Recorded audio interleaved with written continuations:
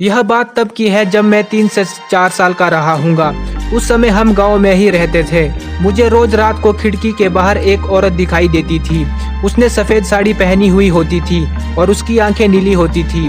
वह मुझे बुलाती थी। मैं बहुत डर जाता था और अपनी माँ को पकड़कर सो जाता था।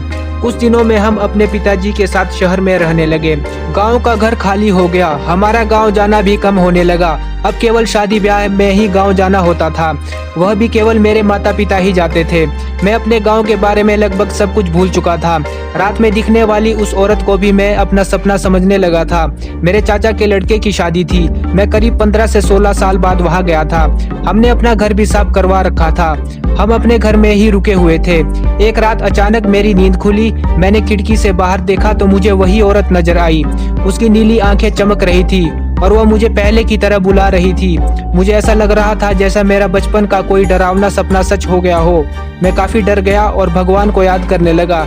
मैंने जल्दी से खिड़की बंद कर दी। उस रात मुझे नींद नहीं आई। मैं अगले दिन से अपने घर नहीं सोया और उसके बाद से गाँव भी नहीं गया।